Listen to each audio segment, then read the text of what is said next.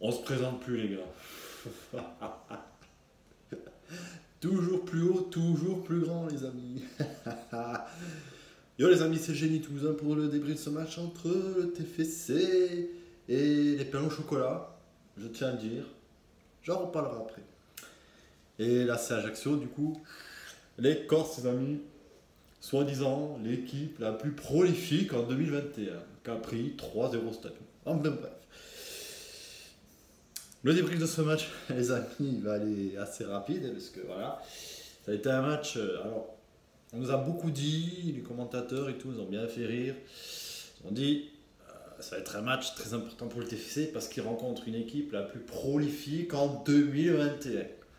Alors, il va falloir m'expliquer la différence qu'il y a entre une équipe prolifique qui est 12e de Ligue 2 et une équipe qui joue à la deuxième place, voire le titre, et la montée surtout. Bon, je sais pas. Mais voilà, on a marqué le premier but. Le mec il disait si le TFC arrive à battre la Ajaccio, c'est quelque chose de très fort qu'ils font parce que c'est l'équipe la plus prometteuse de la Ligue 2.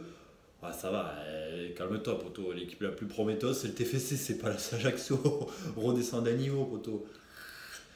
Bref, les amis, ça a été un match très dur malgré tout. On réussit à marquer ce but qui nous fait lancer le match, qui nous fait lancer sur cette victoire de nos violets. Voilà. Et ce but nous a permis vraiment de mener. Et voilà, après la Ajaccio, la plus prolifique, n'a pas réellement. Enfin, moi j'ai pas vu réellement une équipe d'Ajaccio qui a su réellement nous foutre le seum, foutre le danger comme il faut. Ils ont eu des occasions, mais ils n'ont pas vraiment eu des occasions au point que ça aille, ça se dirige droit, le point de penalty, qu'il y a eu des frappes. Ça. Après, il faut souligner l'efficacité défensive, encore une fois. Voilà, j'ai remarqué un des West très solide cette fois-ci, Gabrielsen toujours autant dans ses prestations qui vraiment sont montées sont de très très haut niveau en ce moment. Après la saison pourrie qu'il a eu vécue lorsqu'il est arrivé, la saison dernière, l'hiver dernier, avant le Covid.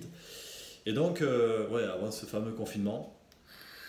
Et donc, il faut le souligner parce que en arrivant, il a subi la catastrophe de l'avant-Covid avec le TEF. Bref, voilà. Et puis le début de saison aussi très très dur. On avait perdu 2 matchs très compliqués.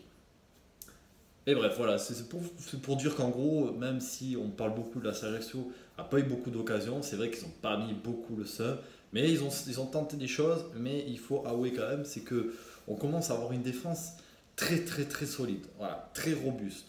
Et ça en plus, qu'on ait toujours ce magnifique banc qu'on a cette saison. Voilà.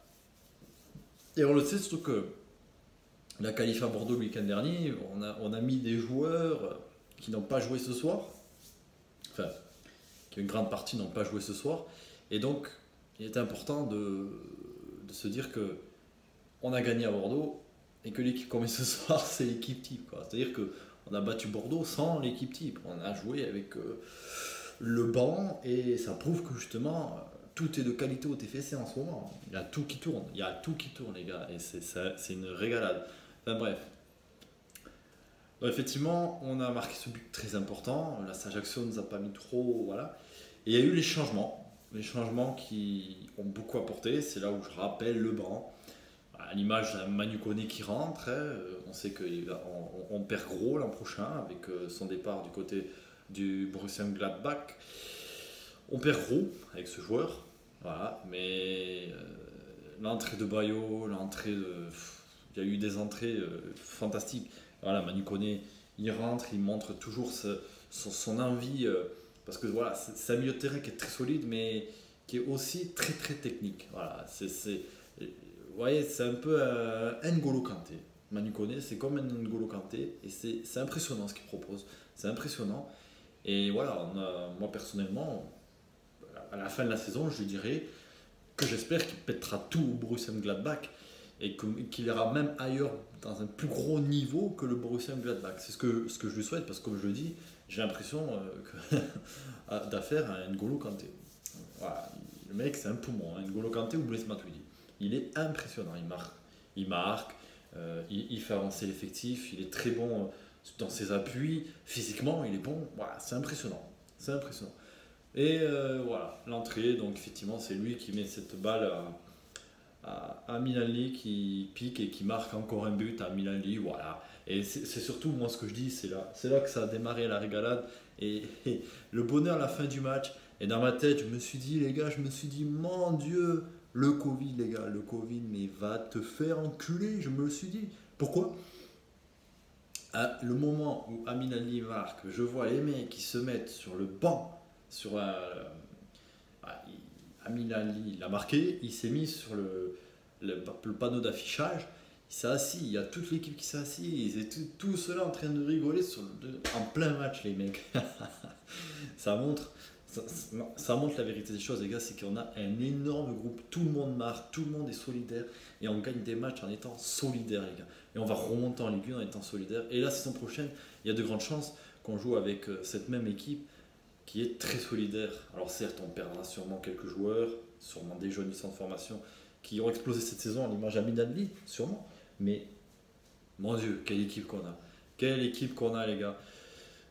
Du coup, ouais, ensuite, l'autre entrant, Bakumbayo sur un corner, boum, tête, but, 3-0, la régala totale. Et c'est là, encore une fois, que je vous dis qu'il a bien se faire enculer ce Covid, parce que mon Dieu, combien il y a de spectateurs, combien il y a de gens qui vont voir ma vidéo, combien il y a de personnes qui vont sûrement dire dans les commentaires après la victoire de ce TFC 3-0, combien il y en a qui vont dire mon Dieu qu'on aimerait être au stadium. Nous qui avons subi 3, 4, voire plus saisons de merde, et qu'est là qu'on voit qu'on se régale total, mais ils se régalent dans un stadium vide, ça fait chier les gars. C'est ça que je vous dis, honnêtement, je suis persuadé, il y a plein de commentateurs qui vont dire ce genre de match, ce genre de fin de match, c'est le genre de fin de match où tu as envie d'être présent dans un virage qui explose sa mère, les gars. Le stadium, je pense qu'il serait blindé. Je pense que là, au vu des matchs qu'ils font en ce moment, c'est une moyenne de 20 000 spectateurs qu'on doit avoir au stadium. Malheureusement, on ne le saura jamais. On ne saura jamais si les supporters auraient répondu présent. Je pense que oui, clairement. Je pense clairement que là, dans ce match-là face à Ajaccio, il y avait moyen d'avoir plus de 16 000 personnes au stadium. Et ça aurait été une régalade parce que le virage, il attend que ça d'exploser. Voilà. Pour revenir sur ce fameux chocolatine. Les Ajacciens, alors je ne sais pas si dans leur pays, vous savez, la petite Corse, ce fameux pays où ils sont retranchés sur eux-mêmes, où ils sont un peu durs, où c'est des mecs, machin. Qu'est-ce qu'on dit? Pain au chocolat ou chocolatine? En tout cas, a priori, on dit le fameux mot que les Parisiens aiment bien. Vous savez, le pain au chocolat, ce fameux pain qu'on prend et qu'on lui fout un chocolat dans le cul et que c'est un pain au chocolat. Et les mecs, soi-disant, ils disent ça parce qu'ils se sont ramenés sur le stadium de Toulouse, au stadium de Toulouse, avec un maillot partenaire, boulangerie, je sais pas quoi, Maître Yo dans mon cul là, avec marqué on dit chocolatine en barrant chocolatine. Mais qu'est-ce qu'ils ont ils continuent avec leur pain au chocolat. Même sur l'île de Corse, ils disent pain au chocolat. Mais qu'est-ce que c'est que ce délire? Putain, tu vas en Espagne, ils te disent chocolatina. Tu vas en Italie, c'est chocolatagno. Qu'est-ce qu'ils te cassent les couilles avec leur pain au chocolat là? Le pain au chocolat, je vous le redis, c'est un pain que tu prends, tu lui fous le chocolat dans le cul, tu as un pain au chocolat. Une chocolatine, c'est une magnifique pâtisserie que tu fais, que tu mets du chocolat à l'intérieur, que tu fais cuire dans le four. Et c'est ça que vous mangez le matin, putain, vous cassez les couilles avec le pain au chocolat de balle. Merde, c'est ce que tu prends là. Même les commerciaux là, Lidl, tu vas à Lidl, là, machin. Bref, on va pas faire le truc du pain au chocolat, les gars. En tout cas, très très belle victoire. Importante, évidemment. C'est pas la plus belle des équipes qu'on a rencontrées, comme le disent tous les commentateurs. Mais victoire très très importante, les amis, elle fait très plaisir. On se replace et on reste deuxième après tout ce qui s'est passé. Et on continue de confirmer qu'on va finir dans les deux premiers, les gars. Bien sûr qu'on va finir dans les deux premiers. En tout cas, quel régal. 3-0. Encore, on voit encore une équipe toulousaine qui nous régale. On est juste dégoûté de ne pas être au stadium, c'est tout. Mais les gars, continuez comme ça. Continuez comme ça. Et vous aurez sûrement la plus belle des surprises. La plus belle des surprises parce qu'on est dans une des plus belles villes de France. Et oui, évidemment, vous aurez la plus belle des surprises, les gars. C'était génial. Et comme toujours, mon hashtag plus que jamais Forza Viola, surtout cette saison, les gars. En espérant vivre une autre saison encore extraordinaire. Allez, rendez-vous prochain match pour le derby face à Rodez.